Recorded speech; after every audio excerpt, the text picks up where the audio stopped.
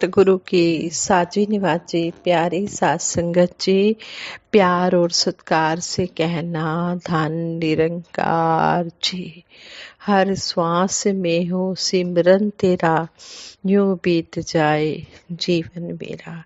सतगुरु निरंकार दातार के चरणों में यही हम सब अरदास करते हैं कि हे दातार सच्चे पातशाह, हर श्वास में हम आप जी का सिमरन करते रहे, आप जी की याद बनी रहे, आप जी का एहसास बना रहे। साथ संगत जी कहते हैं कि कौन कितना जिया है, इसकी बजाय कौन कैसे जिया है, ये महत्वपूर्ण है। उम्र चाहे ही छोटी हो, लेकिन किसी काम की महानता उम्र पर डिपेंड नहीं करती। कोई भी बड़ा काम करने के लिए उम्र, अनुभव और कौन सी परिस्थिति रहे, यह कभी भी रुकावट नहीं बनती। इसके लिए चाहिए आत्मविश्वास, दृढ़ निश्चय और सतगुरु की कृपा। जब आत्मविश्वास, दृढ़ निश्चय और सतगुरु की कृपा होती है तो चाहे उम्र छोटी हो किसी की या बड़ी हो, वो काम पूर्ण हो जाता है। ऐसे ही कहते हैं कि महाभारत के युद्ध की अनाउंसमेंट हो चुकी थी। कौरव और पांडव दोनों ही पक्ष विभिन्न सम्राटों का सहयोग प्राप्त करने के लिए कोशिश कर रहे थे। द्वारिकाधीश भगवान श्री कृष्ण जी के पास चतुरंगिनी सेना थी। दुर्योधन श्री कृष्ण जी की चतुरंगिनी सेना का सहयोग प्राप्त करना चाहता था। पांडव भी भगवान श्री कृष्ण जी का सहयोग पाने के लिए लालायित थे। भगवान श्री कृष्ण जी का सहयोग पाने के उद्देश्य से दुर्योधन द्वारका जा पहुंचा। उस समय भगवान श्री कृष्ण जी आराम कर रहे थे। दुर्योधन उनके सोने वाले कमरे में ही चला गया और उनके सिर की ओर एक आसन पर बैठ गया। तभी वहां अर्जुन भी आ गया। दुर्योधन को पहले ही वहां पर उपस्थित देखकर एक पल के लिए अर्जुन रुका, फिर भगवान श्री कृष्ण जी के पैरों की ओर एक आसन पर जाकर बैठ गया। जब भगवान श्री कृष्ण जी की आंख खुली तो पहले उनकी नजर अर्जुन पर पड़ी। अर्जुन जी को देखकर भगवान श्री कृष्ण जी ने पूछा, कहो अर्जुन, कैसे आना हुआ? इससे पहले कि अर्जुन कुछ उत्तर देता, दुर्योधन बोल पड़ा, महाराज, अर्जुन से पहले मैं आया था। हम दोनों युद्ध के लिए आपका सहयोग पाने आए हैं, लेकिन मैं पहले आया हूँ, इसलिए आपका सहयोग पाने का अधिकारी कौरव ही हैं।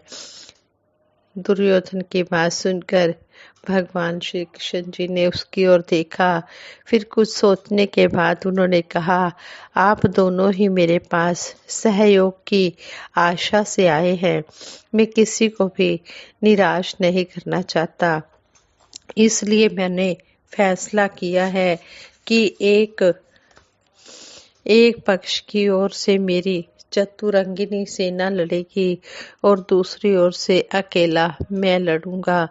इसके साथ ही मेरी यह भी प्रतिज्ञा है कि मैं युद्ध में स्वयं शस्त्र नहीं उठाऊंगा।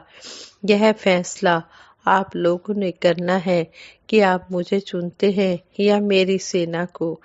इतना कहकर महान नीतिज्ञ भगवान श्री कृष्ण जी एक पल के लिए रुके। उन्होंने एक बार अर्जुन और दुर्योधन दोनों के चेहरों की तरफ देखा, फिर बोले क्योंकि पहले मेरी नजर अर्जुन पर पड़ी थी, इसलिए यह अवसर पहले अर्जुन को दिया जाएगा कि वह अकेले मुझे चुन ले या मेरी संपूर्ण सेना को। कहो अर्जुन, तुम किसको चुनते हो? अर्जुन ने बिना एक भी पल लगाए कहा, मधुसूदन, मुझे आपकी सेना नहीं, आपका साथ चाहिए, आपका सहयोग चाहिए। भले ही आपकी सारी सेना कौरवों की ओर से लड़े, लेकिन आप हमारा पक्ष करें, पांडवों की ओर रहे, यही मेरी कामना है। अर्जुन की बात सुनकर दुर्योधन खुश हो गया। वह स्वयं भी भगवान श्री कृष्ण जी की बजाय भगवान श्री कृष्ण जी की चतुरंगिनी सेना को ही चुनना चाहता था। उसने अर्जुन के प्रस्ताव की प्रसन्नता के साथ स्वीकार कर लिया। अर्जुन के प्रस्ताव को खुशी के साथ स्वीकार कर लिया और खुशी खुशी अपनी राजधानी लौट आया। राजधानी लौटते ही वह भीष्म पितामह के पास गया और खुशी से बोला, पितामह, अब मुझे विजय में कोई भी शक नहीं रहा। आज यह तय हो गया है कि द्वारिकाधीश भगवान श्री कृष्ण जी की संपूर्ण सेना हमारी ओर से लड़ेगी और अकेले भगवान श्री कृष्ण जी पांडवों के पक्ष में रहेंगे। इतना ही नहीं, भगवान श्री कृष्ण जी ने यह भी प्रतिज्ञा की है कि युद्ध के दौरान वह शस्त्र नहीं उठाएंगे। अब कोई कौरवों को विजयी होने से नहीं रोक सकता। दुर्योधन की बात को वहीं रोकते हुए पितामह बोल उठे, ऐसा नहीं, बल्कि यह कहो कि अब कौरवों को कोई हराने से नहीं बचा सकता। आज कौरवों की नहीं, पांडवों की जीत निश्चित हो गई है। जिस ओर स्वयं भगवान होंगे उस पक्ष की हार हो ही नहीं सकती। हुआ भी ऐसा ही। अधिक सेना के बावजूद भी कौरव हार गए। हम भी अधिकतर दुर्योधन वाली भूल कर बैठते हैं। सृष्टा को छोड़कर हम सृष्टि के पासार को अपना लेते हैं, यानी कि भगवान को छोड़कर हम संसार का सहारा लेते हैं। जब भी हम भगवान को, प्रभु को छोड़कर इसके संसार से आशा लगाते हैं, तब ही हमें हार का मुंह देखना पड़ता है।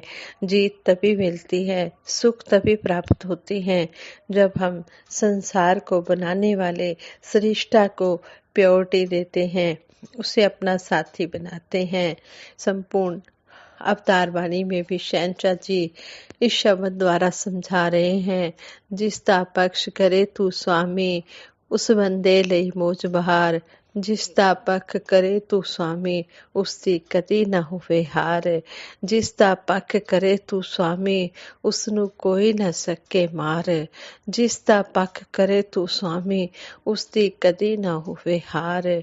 बिल्कुल सही हमें समझाया गया है कि जिसका पक्ष, जिसकी तरफ भगवान होते हैं, उसको कोई मार नहीं सकता, उसकी कभी कोई हार नहीं हो सकती। जो भी उसके लिए सुखदायी होता है वो होता चला जाता है। इसलिए हम दातार से यही अरदास करें, सच्चे पातशाह हमारे सिरों पर अपना मेहर भरा हाथ रखना, मेहर भरी नजर रखना, इसी तरह हमें अपने चरणों से जोड़ के रखना। तेरे दर को छोड़कर किस दर जाएं हम, सुनता हमारी कौन है, किसे सुनाए हम। आप जी के सिवाय कोई भी दुख दर्द सुनने वाला नहीं है।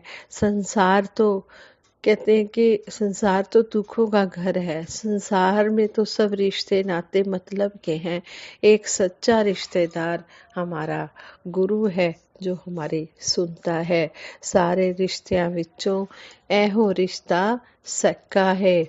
एहो हमारा रिश्ता जो है सगा है, जो हमने भगवान के साथ अपना रिश्ता बनाया है।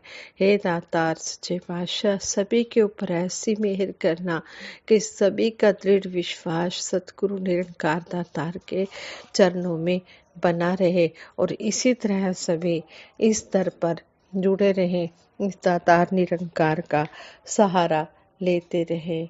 सात संगत जी कहते हैं, सांसों की पूंजी ईश्वर को अर्पित जो हो जाएगी, यूं ही ना बेकार ये होगी, मूल्यवान हो जाएगी। कहते हैं कि जो भी श्वास हम सतगुरु के चरणों में लगाएंगे ईश्वर के, वही हमारे मूल्यवान होंगे।